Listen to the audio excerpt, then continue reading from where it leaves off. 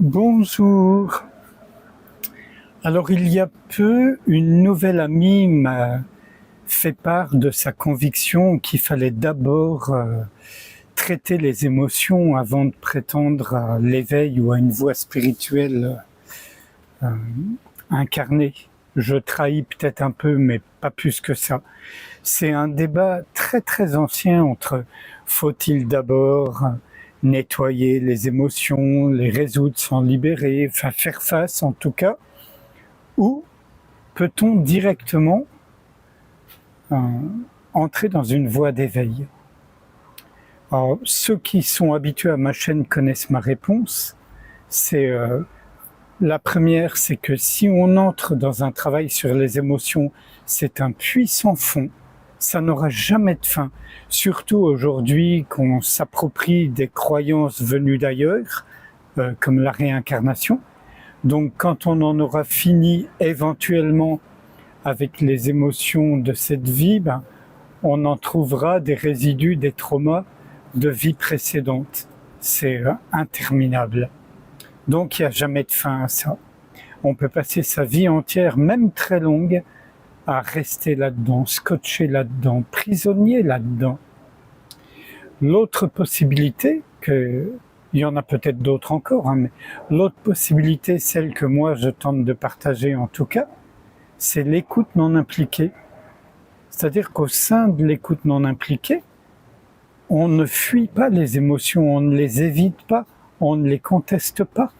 On les accueille quasiment comme des vieilles amies qu'on aime, vous voyez? Mais on ne les retient pas. On ne les laisse pas s'installer, mais on les laisse se manifester, on s'en occupe pas. Et pour certaines personnes, c'est très difficile parce qu'elles sont complètement identifiées à moi-je, et donc à ses émotions, ses sensations, ses pensées, etc. Son histoire personnelle et tout le bazar. La clé de l'écoute non impliquée, c'est sans contester l'existence du personnage imaginaire moi-je, puisqu'on vit avec tout au long du temps de vie qui nous est imparti, avec plus ou moins d'identification, ce qui fait la différence. Si on est complètement identifié à ça, ça semble impossible d'accueillir les émotions, puisqu'on les voit comme douloureuses ou des ennemis ou quelque chose qu'il faut comprendre. Il y a une lutte qui s'installe, même subtile, il y a une lutte. Je dois accepter mes émotions, ça c'est une lutte. Je dois me libérer de mes émotions, c'en est une autre, etc., etc. Dans l'écoute non impliquée, il n'y a pas de lutte parce qu'il y a couverture. Tout ce qui se présente est le bienvenu. Absolument tout ce qui se présente est le bienvenu. Comme le ciel accueille les nuages, les oiseaux, mais même les avions et tout le reste. Vous voyez? Il n'en est pas affecté jusqu'à preuve du contraire. Il reste immense, non concerné. Ouais. Donc, ce que je propose vraiment, c'est cet accueil. C'est d'être ouverture. Quand on est ouverture, ça implique non pas de mettre sous le tapis, mais de laisser de côté moi, je et toutes ces histoires. C'est-à-dire que c'est toujours là, mais on ne l'alimente pas. On arrête d'alimenter moi, mon histoire, mes traumas, etc. Vous voyez?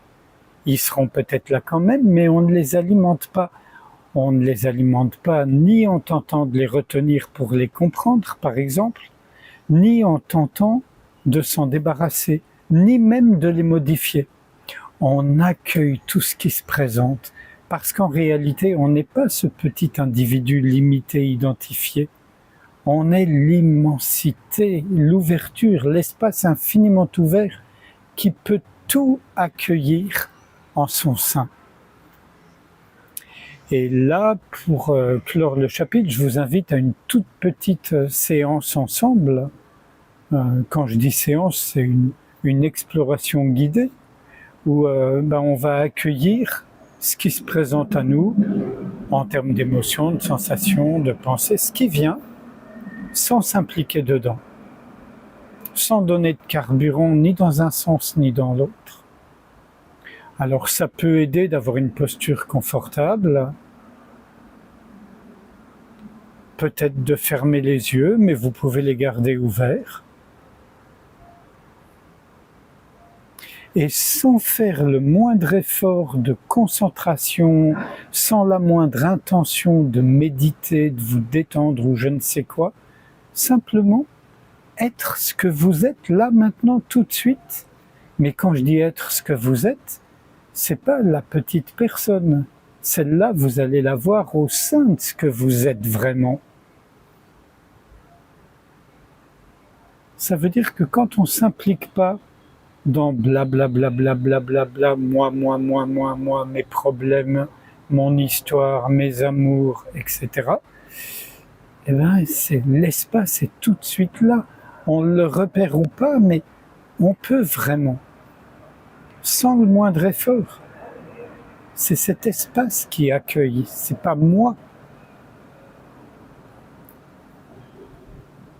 qui accueille et qui laisse partir à son rythme naturel.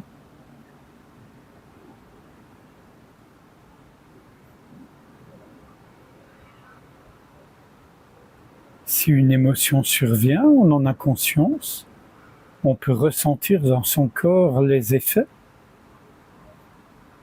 sans se figer dessus, sans se focaliser dessus. Et si on se rend compte qu'on est en train d'élaborer une stratégie pour y faire face ou pour s'en débarrasser, ou pour la transformer, on en a conscience, mais on fait rien pour que ça change. C'est pas une mauvaise route, c'est ce qui est là maintenant. Et c'est ce qui est là maintenant qu'on accueille. C'est pas ce qui devrait être selon nous.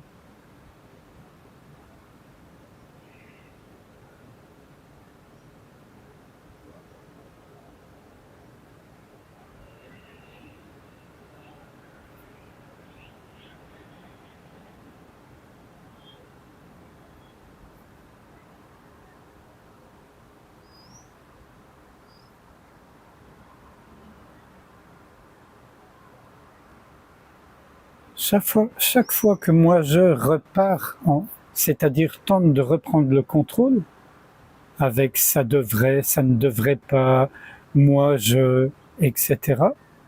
Ok, on l'accueille mais on ne l'alimente pas, on ne lui accorde pas de crédit. Ça prendra le temps qu'il faut, ça peut être soudain ou lent, mais ça va s'estomper, s'affaisser. On va avoir de plus en plus de moments de véritable liberté, c'est-à-dire d'espace infiniment ouvert. Et c'est source de joie.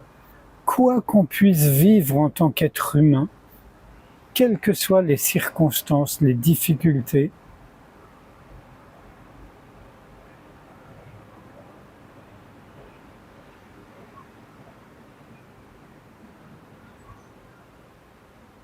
voilà. Je vous remercie. C'est un peu bref, mais je suis en train de cuire au soleil. Voilà. Alors j'ai beau accueillir, je suis en train de fondre. À bientôt, je vous remercie.